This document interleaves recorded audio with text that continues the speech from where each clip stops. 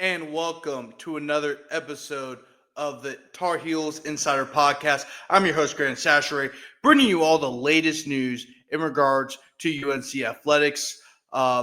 Today was a big day for North Carolina football as Bill Belichick has officially named his starting quarterback of your Tar Heels.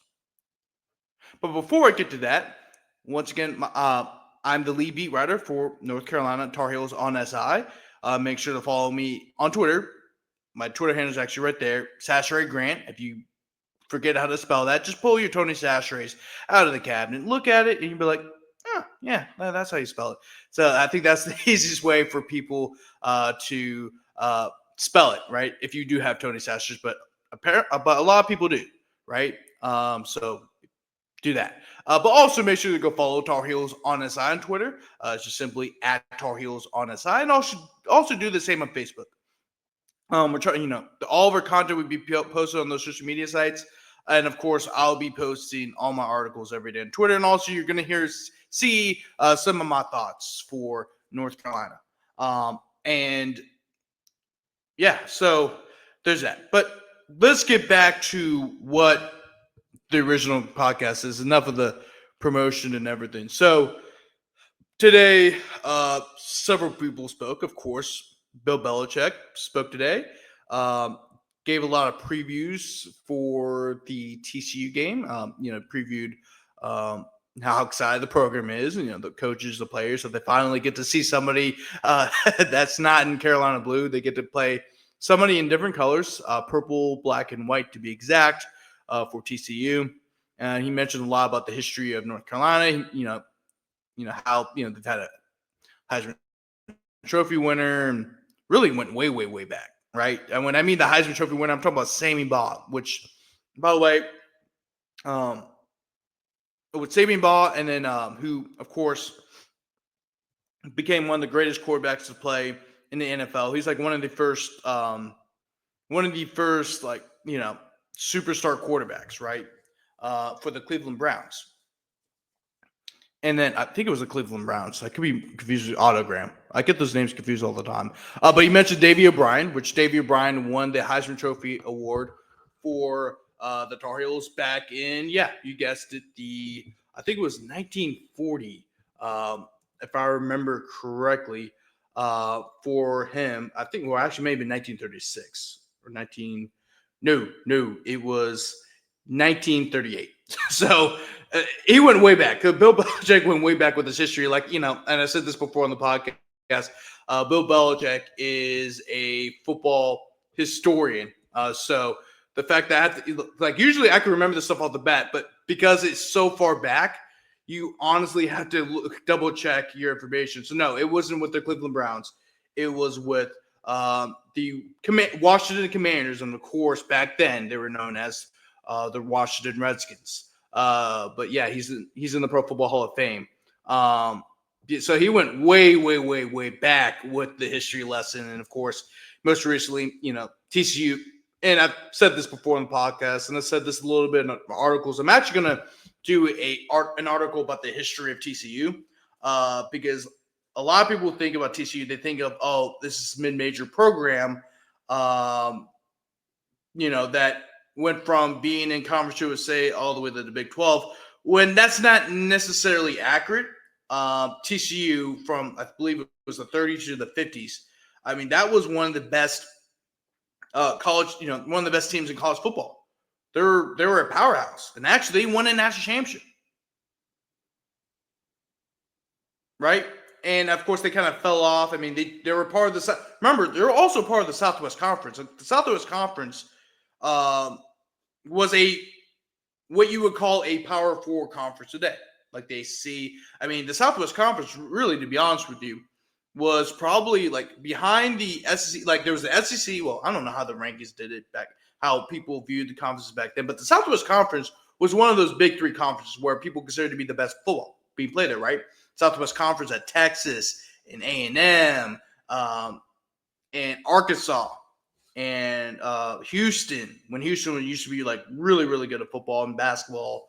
SMU, right, during the 80s. We all know about SMU, the Pony Excess. Really, the first NIL collective in college football history, the way they kind of organized things and everything like that. Of course, everyone was paying back then, but I mean, they were really organized to the point where the NCAA had to bring the death penalty.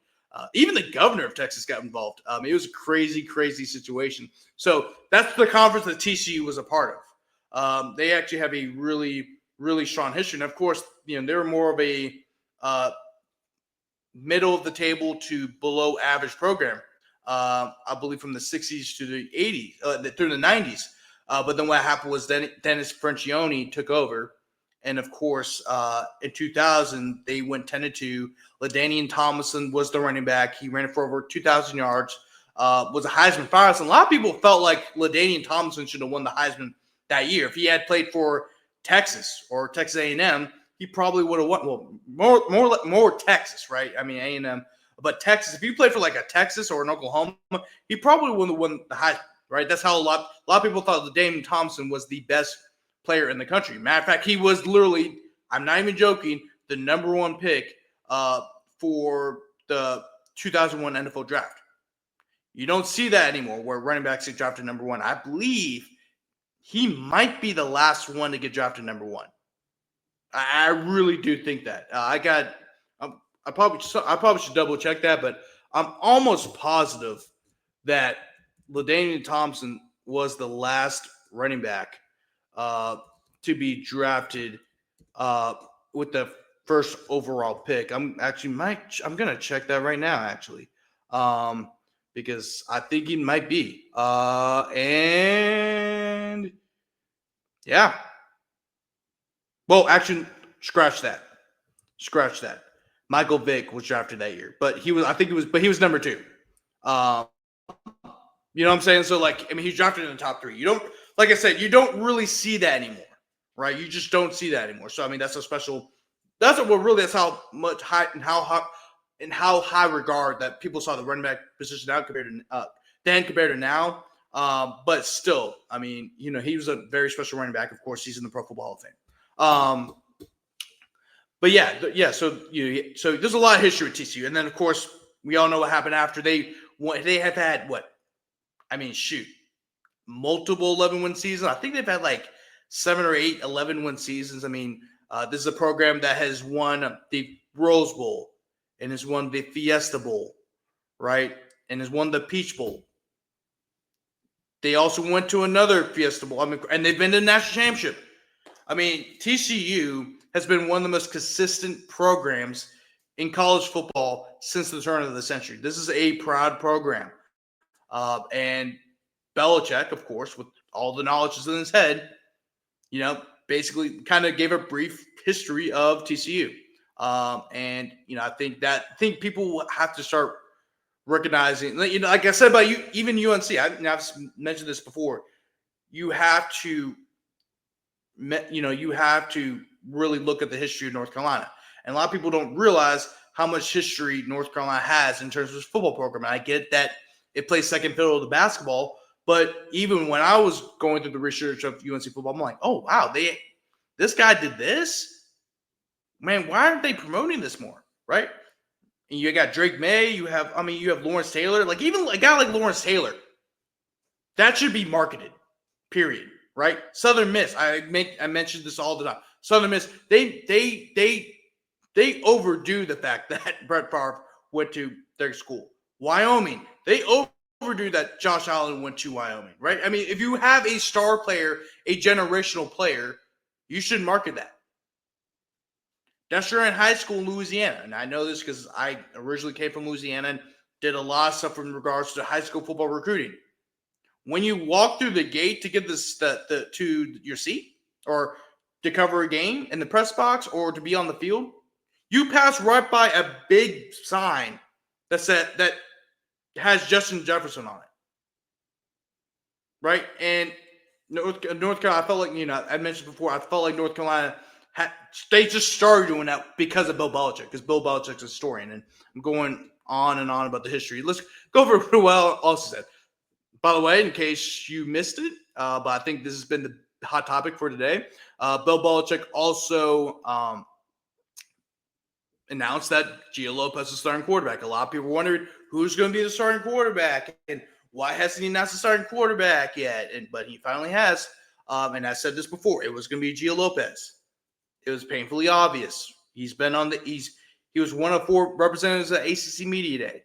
When the ACC Network came to campus to cover the team and to practice for the ACC road trip show that they did, only one player spoke. Only one player spoke to them. Only one. And it was Gio Lopez, right? So, I mean, it was painful. It was becoming more obvious by the day that Gio Lopez was going to be the starting quarterback. Matter of fact, I think they paid him a decent bit of money to even come to Chapel Hill, right? So I think people, it was painfully obvious that he was going to be the starting quarterback. And, Bill Belichick was very comfortable with the decision. I actually could pull up his exact quote about Gio Lopez right here. It was something. I got to find the exact quote because it was yes. But anyway, kind of while I'm trying to find this quote here, but basically, he's very comfortable with putting Gio Lopez as starting quarterback. And he just, it's not, nobody even asked him, right? He just kind of said it. And then everyone's like kind of looking at each other, is like, so is he the starter? And actually, somebody even asked to clarify, hey, he's asked his questions like, oh, by the way, just want to make sure Gio Lopez is a starter. Yeah, that's just, he's just going to be the starter. And I think everyone's, finally all know who the starter is going to be. And, also, it was the right choice. Okay, and here's the exact quote right here.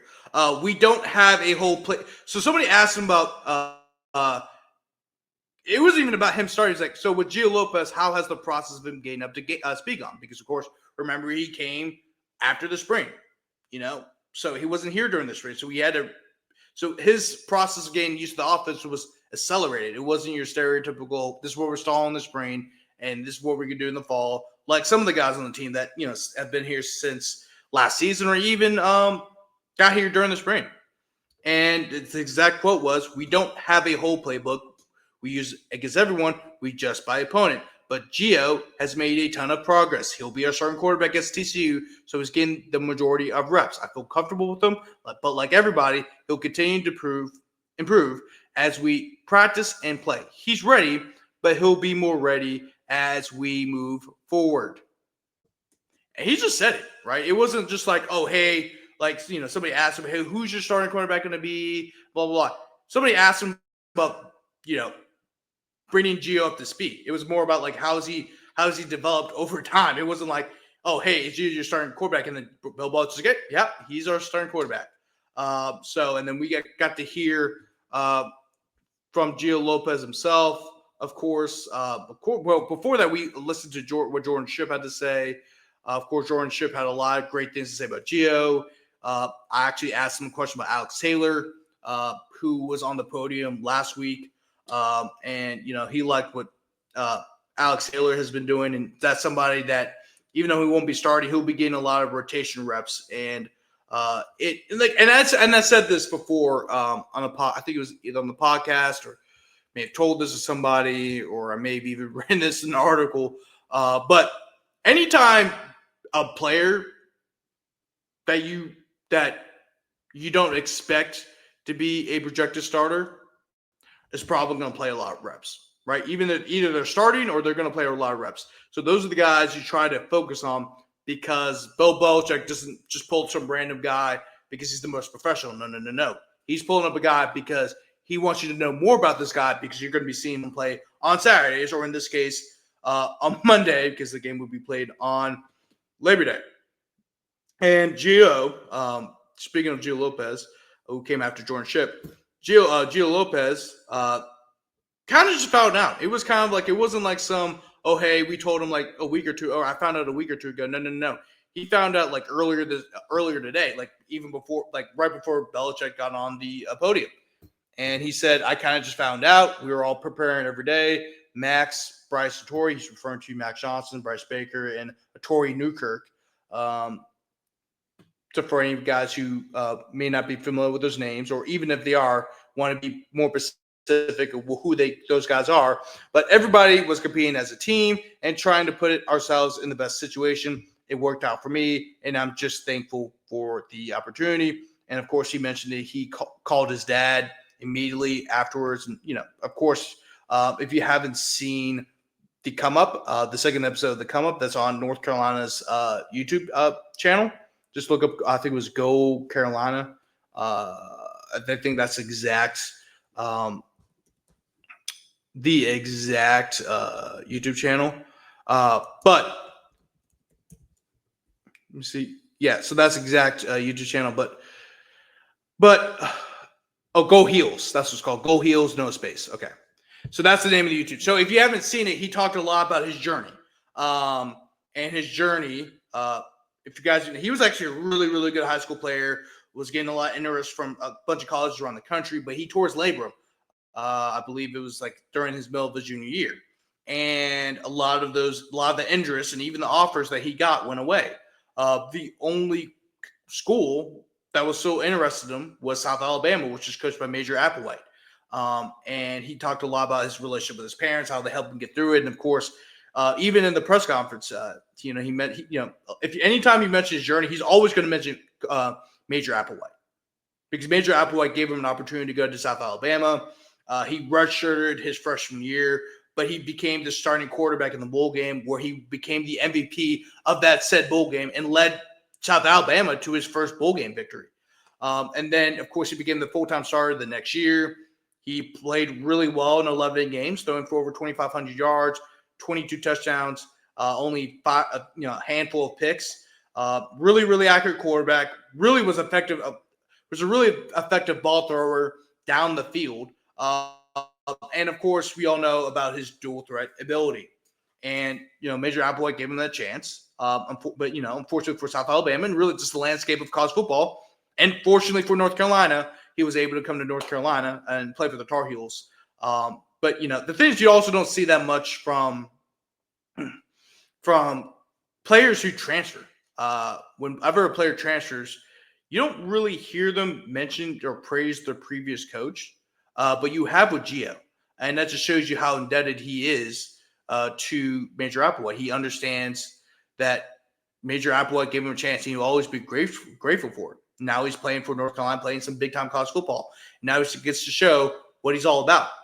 And I think that's something that is applaudable, just because that's something that should be applauded for, because you don't really see transfers really mention their former head coach, let alone mention how close of a relationship that they had, and then also was really grateful for them because they wouldn't be in that opportunity. So I thought that was pretty cool. And of course, he talked a lot about his teammates and what to expect from from TCU and stuff like that. I actually asked him about how because so I used to cover LSU. I think that's been said, and I hate bringing that up because I know I covered North Carolina now. But when I covered LSU last year, he was the starting quarterback for South Alabama. LSU actually played South Alabama. And, of course, LSU beat them. But, the reason why I asked because by the way, LSU is the only Power 4 LSU is the only Power 4 team they had played on the road. And remember, Tiger Stadium's huge. There's 100,000 people. So, yes, you may not have 100,000 people sitting in the stadium in the ACC. You still have, of course, you won't be going to Clemson, but, Virginia, I believe Virginia Stadium has like 60,000 people. NC State has about 55,000 people screaming at you. One of the more underrated places to play in the ACC. He's going to go in some tough environments. But also that he's going to be playing Kenan Stadium every night. Kenan Stadium is 50,000 people sitting in that stadium. There is 25,000 people sitting in South Alabama Stadium. It's a huge, huge jump. And I actually asked him about what did you learn from that game? How did that trip prepare you for facing bigger programs. And what did you learn about yourself? And he said, I just learned to be competitive and be myself. That's what got me here. LSU was a great team to compete against. The game did go our way, but playing in that environment against that talent made me feel like I belonged. Even though it's short and poignant, it was a great answer. So I think so we got to hear from that and his perspective about being the starting quarterback. I think that was great that we finally know who the starting quarterback was going to be. I didn't expect it to come today. I really thought we were going to see the depth chart one day and then bam, Gio Lopez is going to be the starting quarterback. But I think it was good that it was put out, a few days, less than a week before the game that Gio Lopez will be the starting quarterback. So that's good. We also got to hear from Thaddeus Dixon. Thaddeus Dixon, of course, has been the talk of the defense. Transfer from Washington, highly regarded by the coaching staff. We've heard, of course, you've heard me and everybody here that covers Carolina talk about Thad Dixon and what he could bring to the table. And it was the first time that I was able to hear from him in person. I didn't go to AC Kickoff. I was actually traveling in from Louisiana when that happened. Well, I was here, but I wasn't credentialed, right? Remember, my first day was July 21st. The credential application closed earlier that month. So, so there was that. So this is my first time getting to hear from him in person. And he, and of course, if you haven't watched it come up on YouTube, one of the things that they talked about was the Rude Boys. The Rude Boys were the defensive backfield of that legendary 1997 defense. That 1997 defense had Brian Simmons, Greg Ellis, Kibusama Mays. You name it. That defense was a top 5 defense all around. Passing defense, rushing defense, total defense. You get it. And it was a legendary defense. But one of the legendary parts about it was the defensive backfield. It had I think it even had 3 All-CC players in that defensive backfield, including Dre Bly, who is the greatest defensive back in the history of Carolina's program. And they talked about how, they got an inspiration from them, that some of the Rude Boys have been contacting them and everything like that. And they've kind of built a little bit of a bond. And the first few questions were actually asked about that. Somebody asked him about the Rude Boys. The first question somebody asked a question that asked about, what does it mean for you to hear advice from that group because of how legendary they were, and also about the pressure. Is there any pressure? Because you got all these expectations from these group of guys, and that is like of course there's gonna be pressure, but football's football. Generic answer. It was a pretty good answer. It sounded a little generic, but it was a great answer, right?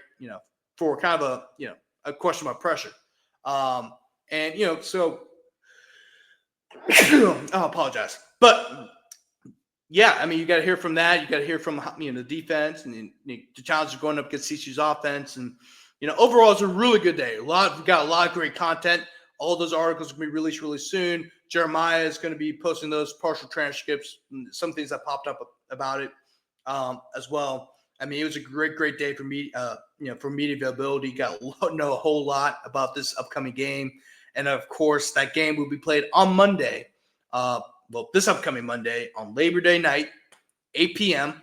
The game will be broadcast on ESPN as your Tar Heels will be going up against the TCU Horned Frogs. Should be a great matchup. Me and Jeremiah will be on site for the game. And, of course, we're also going to have some more people joining us as well. Nothing is official. Well, it's official to us. But we'll officially start bringing them. You're going to see them on the podcast when that happens, right? You're going to see them. So make sure to stay tuned for that. And then also, that's going to wrap it up for today's show. I'll discuss all we need to talk about. Once again, make sure to follow us at Tar Heels on SI on Twitter, like the page on Facebook. And then also make sure to follow me on Twitter at Grant. just it's last name, first name. And if you forget how to spell it, just take out your Tony C's out of the cabinet, look at it. You're like, all right, that's how you spell it. That's it. And then also make sure to check out our site, si.com/college/UNC. And that's where you're going to find all of our content. We've got some great content coming up. Very excited for this weekend. And, I'm pretty sure you guys are too. But thanks so much for watching. And you guys have a great rest of your day.